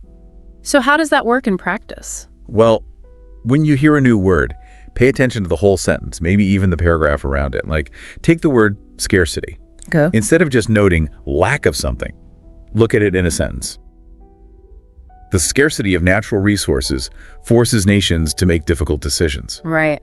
And then, like, the source suggests, you can break that down. Scarcity is the lack. Natural resources are water, minerals, whatever. Forces means it makes them. Exactly. You see how scarcity functions in that specific context? It makes the meaning stick much better, and you'll recognize it more easily next time you hear it used similarly. That seems way more effective than just definition word. It really is. And another great tool is using transcripts effectively. Our source lays out a nice step-by-step method for this. Okay, walk us through that. How should we use transcripts? Step 1. Listen first without the transcript. Just try to get the gist, main ideas, any details you can catch. Yeah, pure listening. Step 2. Listen again with the transcript. Follow along, connect the sounds you heard to the written words. Linking sound and text. Step 3. While you're reading along, highlight any words you don't know or aren't sure about from the context. Got it. Mark the unknowns. Step 4. Look up those words. Find out what they mean. The crucial step. Definitely. And finally, step 5. Listen one more time. But this time, try shadowing. Shadowing? You mean repeating after the speaker? Exactly. Try to repeat what they say as closely as you can. Mimic their pronunciation, their rhythm, their intonation. That sounds really helpful for internalizing the sounds and flow. It is. It locks in the recognition and helps your own speaking too. Okay, so listen. Listen with transcript, highlight, look up, listen, and shadow. Got it. And to keep track of all these new words, the source recommends building a listening word bank. Basically, a dedicated vocabulary journal for TOEFL listening. What should go in this journal for each word? Good question. You want the word itself, obviously, its meaning or meanings, pronunciation, maybe using phonetic symbols or linking to an audio clip if you can. Okay. Then, crucially, the example sentence from the audio where you heard it. Right, the context. Exactly. Also helpful. Synonyms, other words with similar meanings. Yeah. And collocations. Collocations, words that often go together. Yeah, like make a decision or heavy rain. So for our example, scarcity, you note the meaning lack, shortage. Okay. The audio example might be due to water scarcity. Synonyms could be deficiency, maybe paucity, and collocations could be scarcity of food or experience scarcity. Building that detailed record seems like a really solid way to review. Definitely creates a personalized resource. Okay, let's try putting this into action a bit. The source has a mini listening exercise. I'll read a short transcript bit for our listeners. In today's lecture, we'll discuss the phenomenon of climate migration, where populations are displaced due to rising sea levels and prolonged droughts. Okay. What are some key vocabulary words in there we should maybe pull out? All right, from that sentence, phenomenon is a good one, meaning an observable event or fact. Okay. Climate migration, the movement of people because of climate change. Right. Displaced, forced to leave home, prolonged, meaning lasting a long time, and droughts, long dry periods with no rain. So the idea is for listeners to maybe take those words, phenomenon, climate migration, displaced, prolonged, droughts, and listen for them in other contexts. Exactly. Find them in news reports about climate, maybe other lectures. Hear how they're used naturally. That reinforces the learning. Great idea. Yeah. Now, to make sure this learning sticks long term, the source mentions spaced repetition systems, SRS. Yes, strongly recommends them. Apps like Anki or Quizlet are really popular for this. How do those work? What's the spaced repetition part? Well, you create digital flashcards for your vocabulary. And what's great for listening is you can often add audio clips, the word, the sentence you heard it in. Oh, neat. Some also let you do close exercises like fill in the blanks, the barrager of natural resources. Oh, okay. Active recall. Right. And the spaced part is the magic. The app tracks how well you know each word. If you get it right easily, it waits longer before showing it to you again. If you struggle, you see it sooner. So it optimizes review time based on your memory. Exactly. Increasing intervals for words you know well, shorter intervals for tricky ones. It's super efficient for moving words into your long-term memory. That sounds much smarter than just reviewing a whole list every day. Way more efficient. Our source also suggests getting interactive, maybe with study partners or a tutor. Yeah, what kind of activities? While simple vocab quizzes are always good, test each other. Sure. Or try having mock conversations where you deliberately use some of the new academic words you're learning. Just practice saying them. Get comfortable using them, not just recognizing them. Exactly. And I like this idea. Playing describe the word games. How does that work? One person gets a vocab word, say ecosystem. and they have to describe it: living things, non-living things, interacting environment, without saying ecosystem. Others try to guess the word. Oh, that sounds fun. And really makes you think about the meaning and related concepts. Yeah, it's engaging. Yeah. Now, while we're building all this vocabulary, are there common traps or pitfalls we need to watch out for, especially for listening? Good question. What does the source warn us about? It highlights a few things. One is false friends. False friends. Words in English that look or sound like words in your own language, but mean something totally different. Big potential for misunderstanding there. Ah, okay.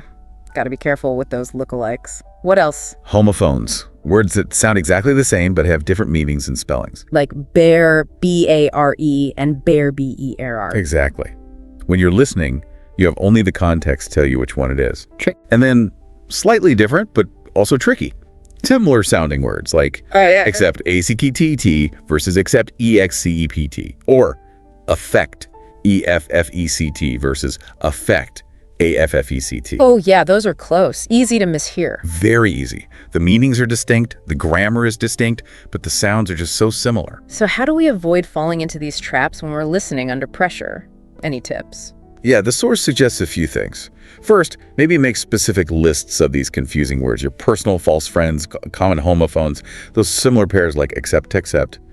Actively study the differences. Okay, targeted study. Second, practice with minimal pairs. Minimal pairs. Sets of words that differ by only one single sound, like ship and sheep, pen and pan. Training your ear to catch those tiny sound differences helps a lot. Ah, okay. Fine-tuning the ear. Exactly. And third, try doing dictation exercises. Like listen and write down exactly what you hear. Yep.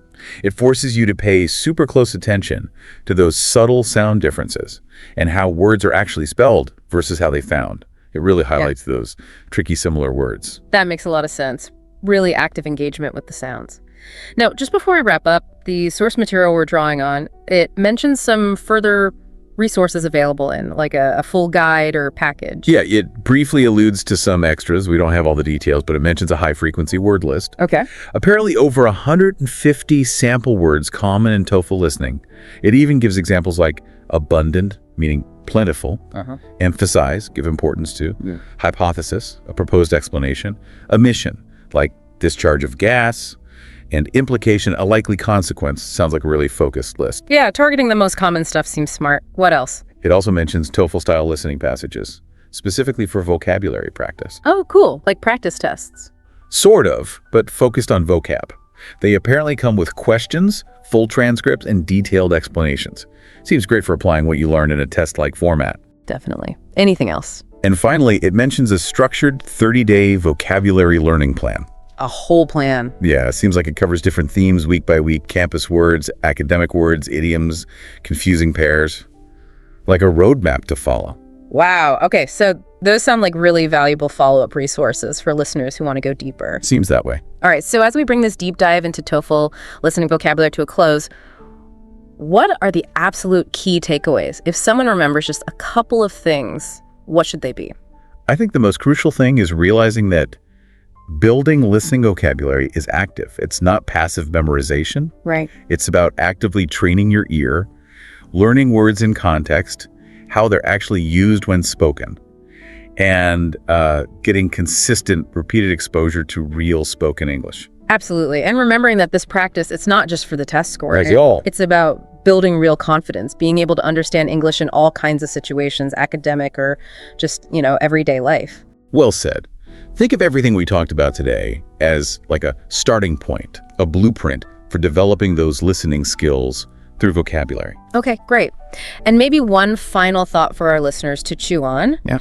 How might really focusing on these nuances of spoken vocabulary, the connected speech, the homophones, those subtle sound differences, how might that unlock a deeper understanding, not just for TOEFL, but in all the English communication you encounter? What subtle meanings might you be missing right now without that focused attention?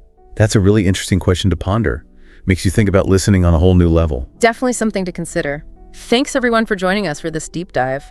When you think about it, so much of what we do, whether it's getting your head around a new work challenge or following a complex discussion, or even just like trying to learn something new from a show like this one, it really hinges on your ability to listen. To really listen, yeah. And truly understand what's being said. It's not just hearing, is it? It's about what you do with it. Absolutely. It's about, actively engaging with it, figuring out the different layers of meaning, Right. and then, being able to use that information effectively. And that's exactly what we're going to dig into in this deep dive for you. Exactly. So today our focus is laser sharp strategies to really boost how you understand spoken information. And to make this really practical, really actionable for you, we're looking at some useful stuff from materials designed for the TOEFL listening section. Right. And for anyone wondering, the TOEFL, that's the test of English as a foreign language, it has this listening part. You usually get maybe 4 to 6 recordings, a couple of conversations, maybe 2-3 minutes long, and then some longer academic lectures or discussions. And after you listen, Then you answer questions, usually 5 or 6 multiple choice questions for each recording you hear. Gotcha. And the helpful thing for you, the listener, is that the situations they use feel really, real. Totally. Campus conversations, academic stuff. Yeah, think about your own experiences, right? Maybe when you were studying or even now at work, like needing to clarify something with a colleague. Or understanding complex instructions. Exactly. Or just figuring out admin stuff. The TOEFL listening part really mirrors those kinds of interactions you probably face all the time. So our mission today for this deep dive is really to give you some solid strategies. We want to help you move past just, hearing the sounds to really grasp the key info, make those important inferences. Understand the intent. Yes. Understand what the speakers are really getting at. We'll use the TOEFL framework sort of as our guide, but honestly, these are skills that'll help you way beyond any test. Okay, let's really get into it then. One of the first things for you to maybe get comfortable with is just knowing the different types of questions they ask in TOEFL listening. That's a great point. Because understanding what they're after can make a huge difference in how you listen, right? Definitely. The questions usually fall into, several main types. You'll often see questions about the gist. The main idea. Exactly. What's the whole conversation or lecture generally about? Then you've got detail questions. Okay, like specific facts. Precisely. Recalling very specific bits of information that were actually said. And then it gets a bit more subtle, maybe, with inference questions. Yeah, inference is interesting. These aren't things directly stated. So you have to figure it out. You, as the listener, have to deduce it based on what is said, like putting clues together, reading between the lines. Yeah. Then there are attitude questions. They test if you can figure out the speaker's feelings or opinions. Like, were they annoyed? Exactly. Or skeptical, maybe. And then organization questions. How is the information structured? How does it flow? We also saw function questions mentioned. Yeah. What are those about for you? Function. They ask about the purpose of a specific statement. Like, why did the speaker say that right then? What was the point of saying it that way? Exactly. What was their underlying intention? And lastly, connecting content questions. These might ask you to link bits of info from different parts of the recording. Okay, so knowing these question types, it's like having a map before you start listening. Totally. You kind of know what landmarks to look out for. It helps you anticipate what's coming. You mentioned earlier how realistic those common dialogue topics are. Can you expand on that? Why is that relatability useful for you, our listener, even if you're never going to take the TOEFL? Absolutely. I mean, think about it from your perspective. Whether you're a student dealing with uni life or a professional working on a team project. Yeah. Those TOEFL scenarios, they're super relevant. Things like registering for classes, asking a professor for help, trying to understand lecture material. Discussing group project. Right, or even admin stuff like at the library or housing office. These situations mirror common experiences. So learning how to handle these simulated conversations actually helps in real life. Exactly. You're sharpening skills you can directly use day to day. It makes you a better communicator, a better listener in your own world. That connection to real life is key, isn't it? Makes it more engaging for you. And way more useful in the long run. Okay, so let's dive into some specific listening strategies now. What are some core techniques you should really focus on? Okay, number 1 for you, note-taking. Now, sounds obvious, maybe, but how you take notes is critical. The source material really stressed focusing on names, numbers, and main points. Why those specific things for you? Well, names are crucial, right? Helps you track who's talking, who they're talking about. That's vital for context. Numbers. They often point to really specific details. deadlines, times, stats, that kind of thing. Stuff that often pops up in those detailed questions. Makes sense. And the main points, well, that gives you the framework. If you miss the big picture, the little details don't really hang together properly, it's essential for those gist questions. Right, you need that structure. Okay, what about the less concrete stuff, like tone of voice, attitude? How does paying attention to that help you? Yeah, the emotional layer. This is where active listening really pays off. Pay attention to how someone speaks, not just the words. Is their tone hesitant? Maybe they're unsure. Are they talking fast? Maybe excited or urgent? Maybe frustrated. Exactly. These cues tell you a lot about their feelings, their opinions, which, like we said, often comes up in attitude questions. A sigh, a quick pace. They're all clues for you. That's so true. Sometimes the real message isn't in the words at all. Okay, what's another key strategy for your listening toolkit? Recognizing signal words. Super helpful for you. Signal words. Think of words like however that signals a contrast, right? Or actually, which often means a correction or clarification is coming. Okay. On the other hand. Yep, introduces an alternative. Or, furthermore, adding more info, in conclusion, obviously signals a wrap-up. Got it. So they're like little signposts in the conversation. Exactly. They guide you through the speaker's thoughts, show you shifts, new points. If you're tuned into these, you can follow the flow better, even anticipate where things are going for you. Little flag saying, pay attention here. Yeah. Okay. Another point from our sources for you was vocabulary. Seems obvious, more words help, but what's the specific angle here? The key thing for you is building vocab related to academia and student life specifically. Yeah. Terms used in lectures, talking about assignments, admin processes you'd find on campus, financial aid, student services, that kind of thing. All right. If you proactively get familiar with that kind of language, your overall comprehension just goes way up. If you're constantly getting stuck on words, it's hard to follow the main ideas, Yeah, it just smooths the path for your understanding. Okay, this last strategy is interesting for you. Predicting potential questions. How can you do that while you're listening? It's about being active as you listen. Really think. What are the key things being presented here? If a speaker clearly outlines a problem, then talks about a solution, well, you can pretty much bet there'll be a question about the problem and probably the solution too. Okay, makes sense. Or if someone expresses a really strong opinion, you should probably anticipate an attitude question is coming your way. So you're thinking like the test maker a bit? Kind of. By actively trying to predict questions, you're not just passively soaking it in, you're processing it, building a mental framework for what you'll likely need to recall or figure out. Okay, let's try and put some of this into practice for you with an example. We've got a summary of a dialogue about dorm issues. Can you walk us through that? Sure. So in this scenario, you have a student going to see an RA, a resident assistant, because the heating in her dorm room isn't working. It's been really cold at night, hard to sleep. Okay, classic dorm problem. Totally. And she mentions she tried to submit a maintenance request online, but the form itself wasn't working.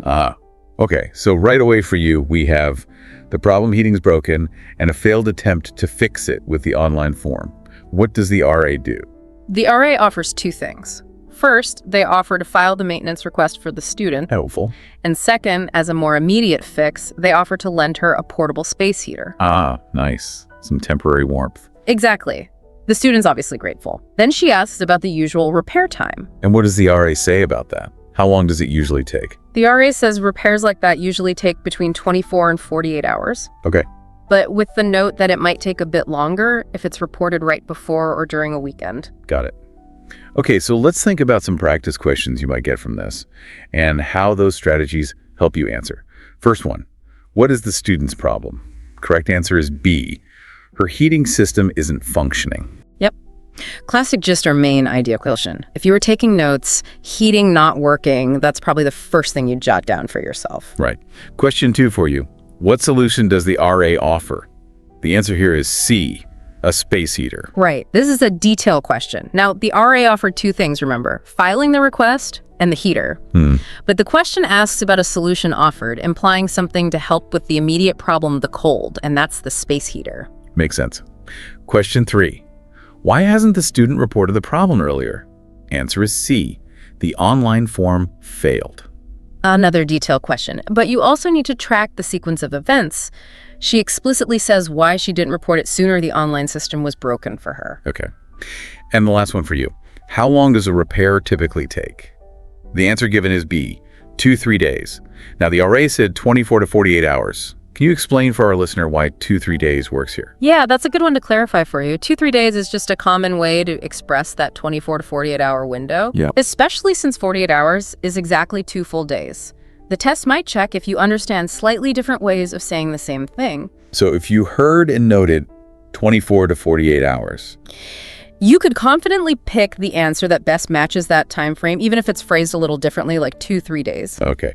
So even in that short dialogue, you really see how identifying the main problem, noting solutions, understanding reasons, paying attention to details like time frames, all those strategies we discussed come into play for you. Absolutely. Even in a seemingly simple chat, there's a lot for you to process and understand. We also had a quick mini conversation example for you.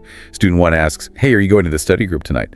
Student 2 says, I want to, but I have a lab report due at midnight. The question for you, why might this student skip the study group? Correct answer. C, she has an assignment due. Perfect example. Shows how quickly you need to grab the main reason in just a short exchange. Student 2 clearly states the conflict, wants to go, but the lab report deadline is more pressing. All right. Okay, so we've hit the fundamentals for you. What about taking your listening up a notch? Our sources had some advice on more advanced techniques for continuous improvement. Yeah, once you feel solid on the basics, you can definitely push yourself further. One really good technique for you is practicing with audio that's at natural native speed. Like what kind of stuff? Think about things like TED Talks on topics you find interesting, or maybe segments from news sources like NPR. Oh, okay. They expose you to way more vocabulary, different speaking styles, accents even, really boosts your overall listening flexibility. Makes sense, like turning up the difficulty level gradually. Now, what's a shadow listening technique? Sounds kind of cool. Shadow listening. Yeah. Yeah, it's where you basically repeat exactly what you hear in real time as you listen. Like saying it out loud right after them. Exactly. The main focus at first isn't even deep understanding. It's more about mimicking the sounds, the intonation, the rhythm. How does that help? Well, it can actually improve your own pronunciation over time. And it helps you process spoken English faster, more efficiently. It really forces your brain to engage actively, almost physically, with the audio for you. Sounds like a workout for your ears and mouth. Another tip was summarizing conversations in just 1 or 2 sentences. Why is that useful for you? Because it forces you to nail the core message, right? Filter out the extra stuff. If you can boil down a couple of minutes of talk into a short, accurate summary, it shows you really got the main points. Okay. Plus, it's a great way for you to reinforce what you heard by putting it in your own words. Really solidifies it. We talked about tone and attitude before, but the advanced tip for you mentioned focusing specifically on attitude words. What are those? Attitude words are just those specific words that directly state how a speaker feels, their emotions, opinions. Like? Words like annoyed, pleased, concerned, surprised, skeptical. By actively training yourself to catch these specific words, you get a much clearer insight into the speaker's feelings and viewpoint. Helps a lot with those attitude questions. Gotcha. And finally, the material mentioned using TOEFL-specific templates for predicting answer types.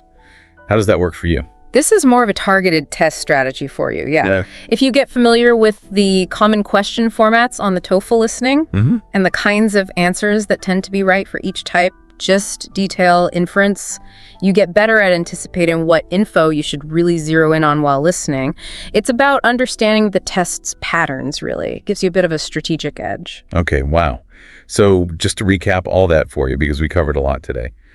To really listen well and understand better, you need to be taking active notes, focusing on names, numbers, main ideas. Right. Pay attention to tone, listen for those signal words, build your vocab, especially academic stuff.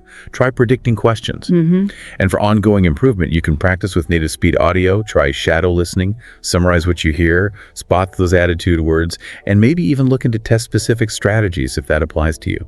Exactly. And, while we use the TOEFL listening section as our frame today, the real power of these strategies is how versatile they are for you. Totally. Whether you're in a lecture, a business meeting, or just trying to have a deeper conversation with someone, these techniques will absolutely help you understand, engage, and really benefit from spoken information in, well, pretty much all parts of your life.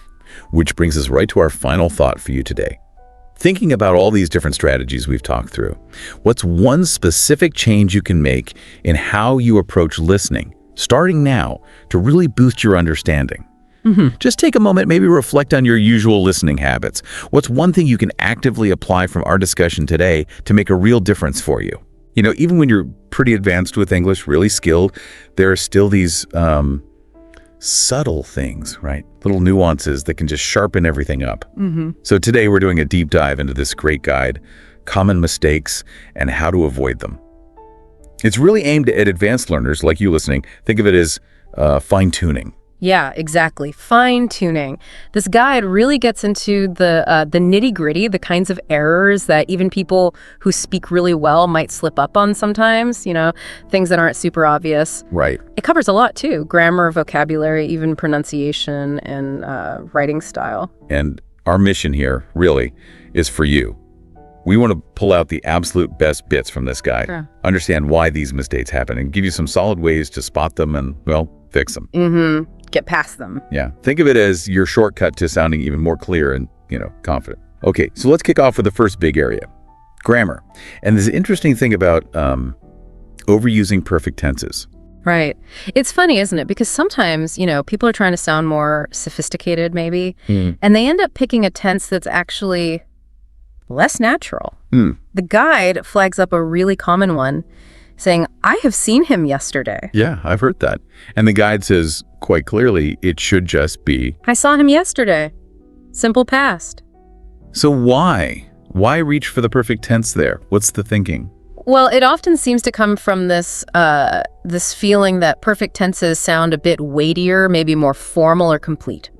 Even when you've got a really specific time marker like yesterday or last week or back in 2010, which clearly points to the simple past, it's like trying to level up the grammar unnecessarily. So trying to sound, I don't know, more advanced actually makes it sound a little off. Exactly. Yeah. Less precise, really. The guide gives another good example. She has finished her homework last night. Right.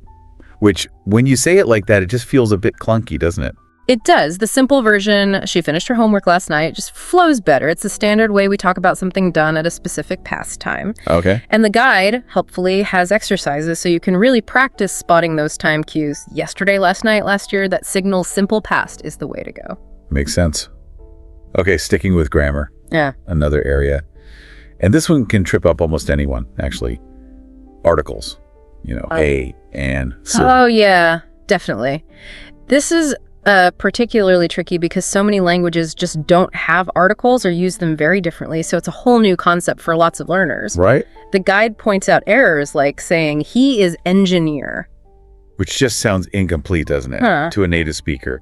It needs the anding. He's an engineer. Such a tiny word, but crucial. Crucial. And it's not just a and n, the indefinite ones. The definite article causes headaches too. Yeah.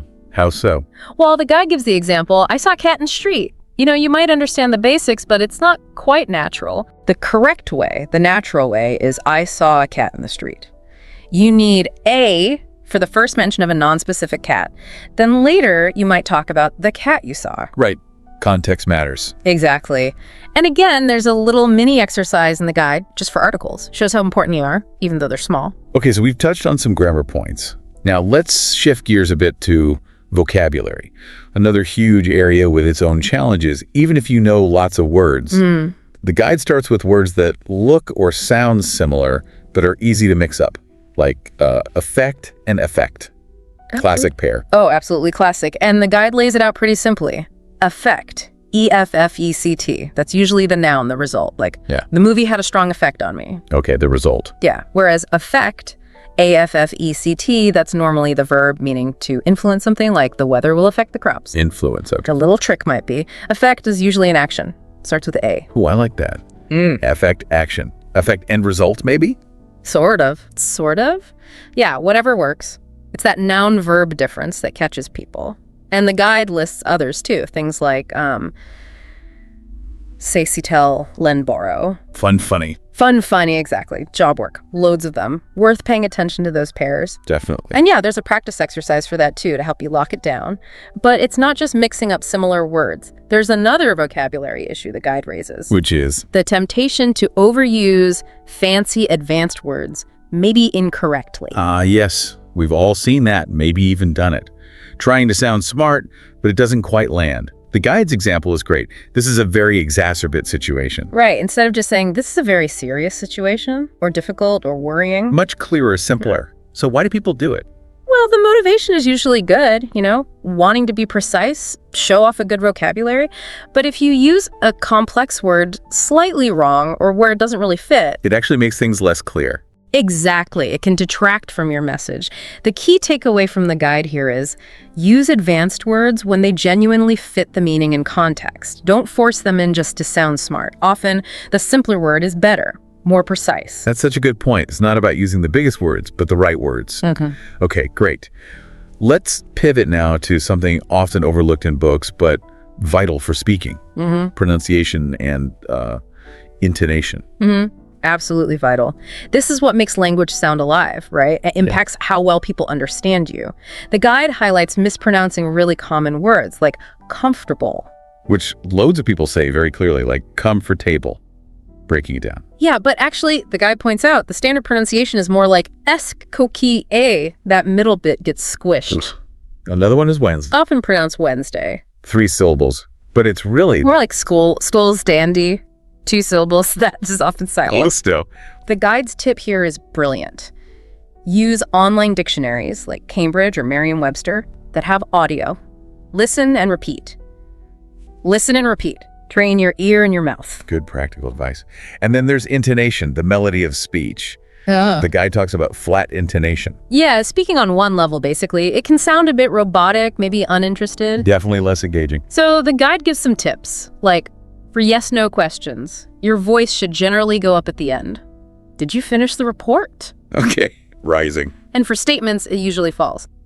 I finished the report. Emphasis is key too. Stressing the important words helps get your meaning across. Right. Highlighting what matters. And the guide even suggests recording yourself. Say a question, say a statement, then listen back. Compare it to a native speaker. It really helps you hear yourself. That sounds incredibly useful, actually. Okay, so pronunciation, intonation. Next up, the guide tackles something notoriously tricky. Prepositions. Ah, yes, the little words. In, on, at, to, with. They seem to have a mind of their own sometimes. They really do. The guide flags a super common one. She is married with a doctor. Which might make sense if you translate directly from some languages, maybe. But in English, it's wrong. It has to be. She is married to a doctor.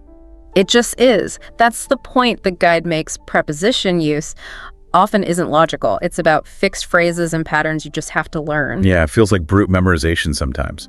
The guide lists others like being good at something. Not good in. Right. And interested in, not interested about. And depend on, not depend of. So many. So many. It's about getting familiar with these common pairings, these collocations. And yep, there's a fill-in-the-blanks exercise in the guide for practice. It really comes down to exposure and active use. Okay, now let's move into something that adds real flavor to English idioms and collocations. But as the guide warns, they can be traps too. Oh, big time. The main trap is trying to translate idioms word for word from your own language. The guide uses that classic example, he kicked the bucket. Meaning he died. Right. But if you translate kick and bucket literally into another language, it probably makes zero sense. No, probably sounds crazy. So you have to learn idioms as whole chunks, understanding the figurative meaning. Yeah. And it's the same with collocations, words that just naturally go together in English. Like, well, the guide gives examples like make a decision, do homework, take a break. right. You wouldn't normally say do a decision or make homework. Exactly. Or give a break in that sense. It just sounds off. The guide has an exercise for fixing wrong collocations, which is great for developing that natural feel for word partners. It's all about sounding more, idiomatic. It makes sense. Okay, another area. Sentence structure and word order. Now, advanced learners usually have the basics down, but the guide points out a persistent little issue, putting adverbs in the wrong place. Yes, I've noticed this too. The example they give is he always is late. Which sounds just a little bit awkward, doesn't it? It does. The natural English order is he is always late. After the verb to be. Exactly. The guide gives a pretty good rule of thumb for these frequency adverbs. Always, never, often. Usually they generally go after to be, but before other main verbs, like he often forgets. Before the main verb forgets. Okay, that's... And again, there's a sentence reordering exercise in the guide to help you practice getting that placement right. Helps internalize the pattern. Good. Now, something really important for navigating different situations. Formal versus informal English. The guide tackles this head on. Yeah, and it's crucial, isn't it? Using the wrong level of formality can cause problems. The guide gives a really stark contrast. Imagine saying in a business meeting, "Hey dude, I want to talk about the report." Yeah, probably not the best impression compared to, "Hello, I'd like to discuss the report." Much more appropriate, obviously. So what are the key tips here? Well, the guide mentions avoiding contractions like wanna, gonna, gotta in formal writing and speaking. Right, use want to, going to. Exactly. And using more polite, perhaps slightly more indirect phrases, "could you please," instead of just "give me." It's all about reading the situation, knowing your audience. Context is king, as always. Okay, let's touch on writing style errors. Even strong speakers can have writing habits that aren't ideal. Run-on sentences, for instance. The guide explains this well. A run-on is basically squashing two or more complete sentences together without the right punctuation or connector, like, "I went to the store, I bought milk." Just runs together. Yeah. The fix. Simple. Break it into two sentences. "I went to the store, I bought milk." Or use a connector. "I went to the store and I bought milk." Much clearer, easier to read. Definitely. And another writing point. Passive versus active voice. The guide gives the example, "The report was written by John." That's passive. Right. And while passive voice has its place, like when you don't know who did the action or it's not important, the guide generally recommends sticking to the active voice where possible. What would be? John wrote the report. It's usually more direct, more concise, often more dynamic. So generally favor active. Got it. Okay, nearly there. The guide also covers listening, specifically the challenge of connected speech. Ah, yes. How words smush together in natural, fast speech. This is a big hurdle for learners. The guide uses the example, "What do you want to do?" Which is really just. What do you want to do? But it sounds so different. Sounds get dropped, changed, linked together. Yeah, it can be really hard to decode if you're expecting every word to sound exactly like it does on its own. Totally. The guide's advice is spot on. Listen to lots of real, authentic English, podcasts, YouTube, movies. Use subtitles at first, maybe, to connect the sounds you hear with the words on the screen. Train your ear. Get used to those natural flows and reductions. Exactly. And there's even a little listening challenge sentence in the guide. Did you get the mail? Did ya? Meaning? Did you get the mail? It's a great test of picking up on that kind of natural contraction. Fantastic. And just to round it off, the guide apparently also includes some more advanced practice stuff. Mixed errors, vocabulary challenges. Yeah, mixed error correction, a vocabulary in context task, even an optional writing prompt. So lots of opportunities for you, the listener, to really put all this into practice and solidify things. Brilliant. It sounds like a really comprehensive resource. It is. It's about taking this awareness, these points we've discussed, and actively applying them. Yeah. Focusing on your own particular weak spots, maybe. Okay, so as we kind of wrap up this deep dive into common mistakes and how to avoid them, the big message really has to be, don't worry about mistakes. Absolutely. Making mistakes is totally normal, completely part of learning, even when you're really advanced. It doesn't stop. The real goal isn't perfection because, well, that's impossible.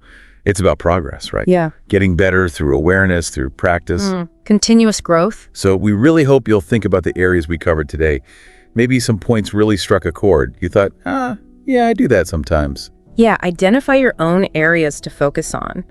And use resources like this guide we explored to keep refining those skills. You've already got great English. This is about polishing it. Exactly. Which leads us to maybe a final thought for you to ponder. Consider how much difference a small tweak could make. Like really nailing your prepositions or getting better at hearing connected speech. How could that boost your confidence, maybe your professional communication? Yeah. What other seemingly small details might actually be holding your fluency back just a little bit? Something to think about on your own. Welcome to the deep dive. So you've handed us this pretty detailed 8-week study plan for the TOEFL listening section. Yeah, it's quite comprehensive. And you're basically looking to get up to speed fast. Right. Cut through all the detail and figure out what really, moves the needle. Exactly. What's the core stuff? Okay, think of this as your shortcut. We're going to dive into this plan, pull out the absolute essentials, the key strategies, so you feel prepared, not bogged down. Good plan. Because that listening section, it's a big deal for the overall score. It really is. Yeah. And look, for a lot of non-native speakers, listening to that vast academic English, it can feel like trying to crack a code sometimes. It definitely can. Speed, vocabulary, accents. Lots of challenges. Right. So our mission here is pretty simple. Distill this plan down to its essence, give you exactly what you need to focus on so you walk into that test feeling, well, confident, in control. Yeah, precisely. The plan itself is great, very thorough, but we want to give you the map, essentially, the highlights. Okay, so where do we start? Let's maybe break down the challenge first. What does the TOEFL listening section actually look like?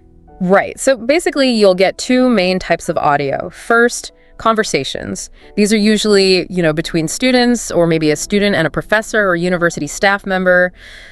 Campus life stuff. Okay, everyday university interactions. Pretty much. And then second, you get lectures. These are more academic, like snippets of a real university lecture on various subjects. So classroom-style content. Exactly. And for both of those, you'll face 5 different kinds of questions.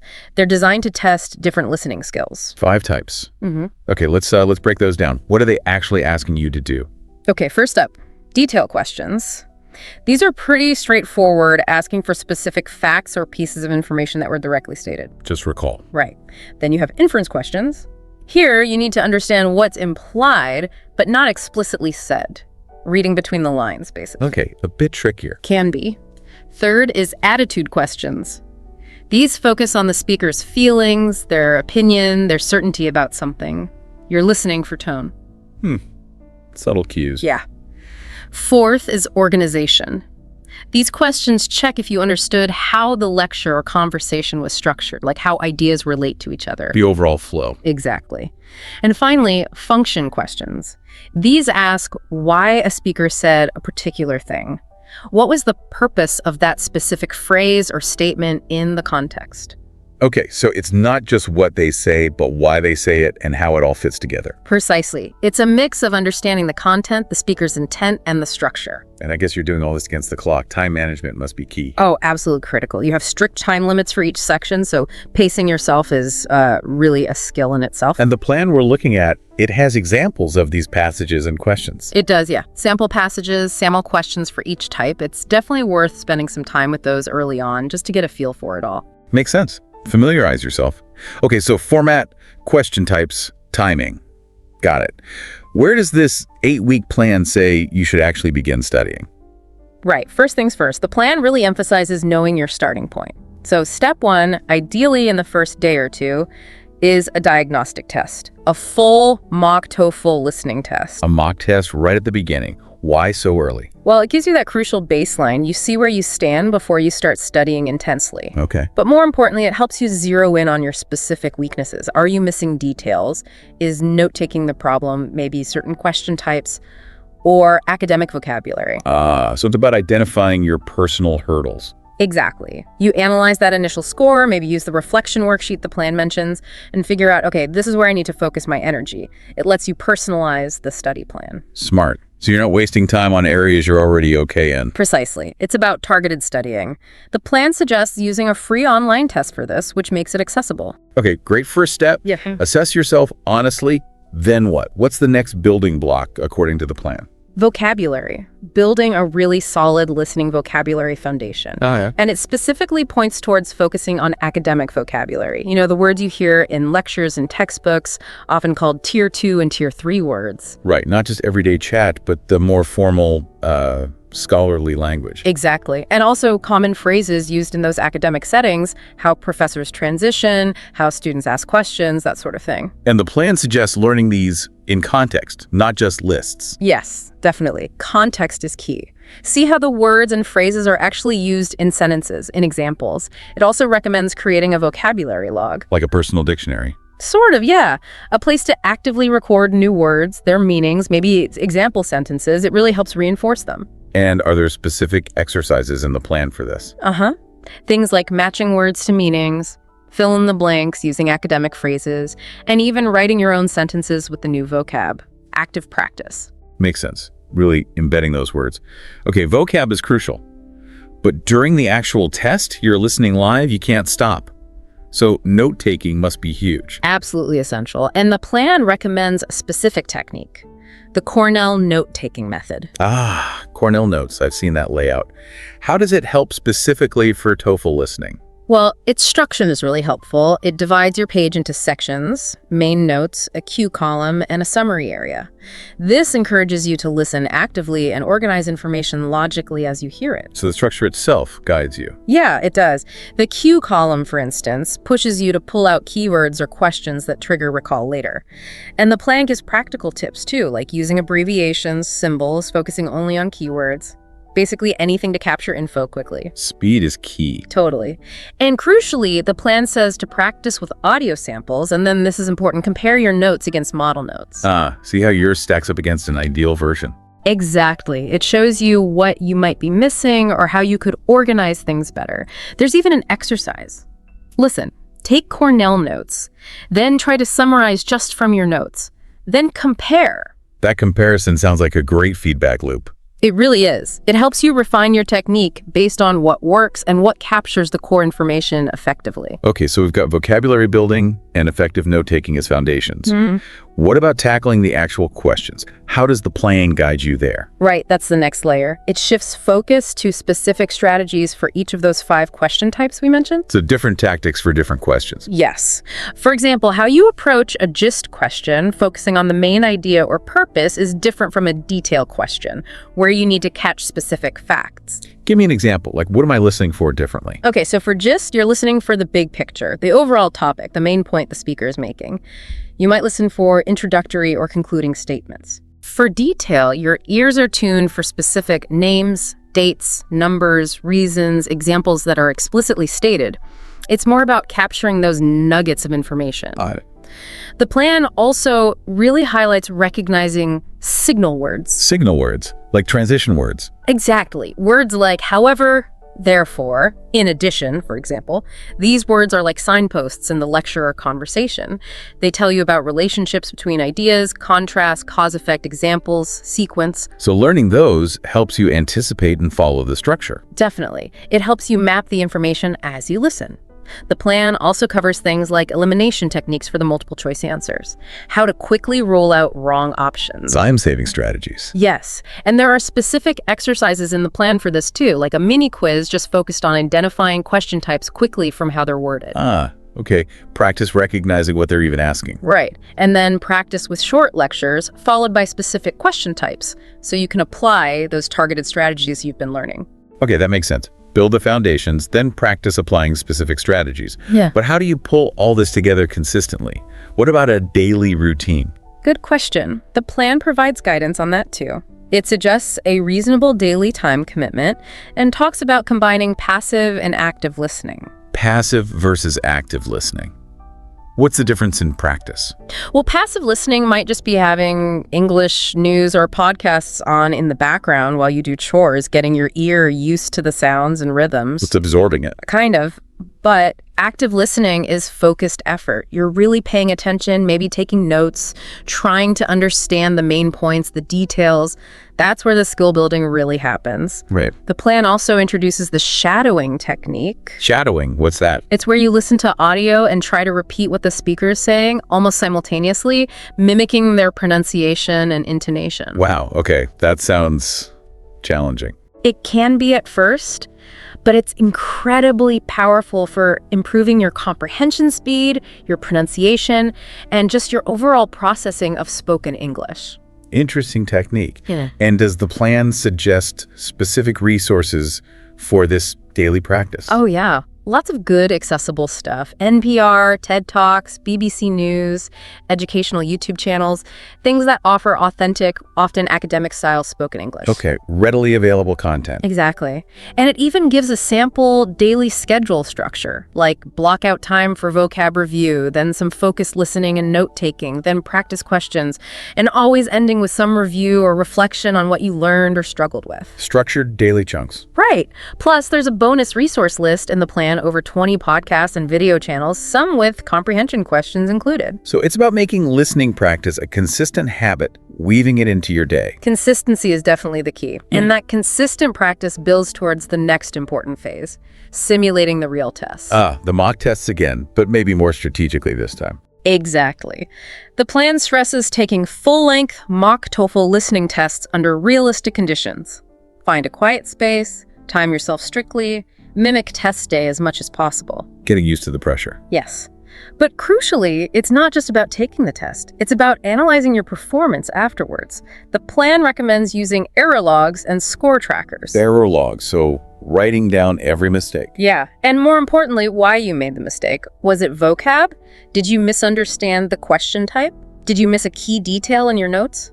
Identifying those patterns is gold. So you can see if you keep making the same kind of error. Precisely. That analysis helps you see, okay, I consistently struggle with inference questions about the professor's attitude.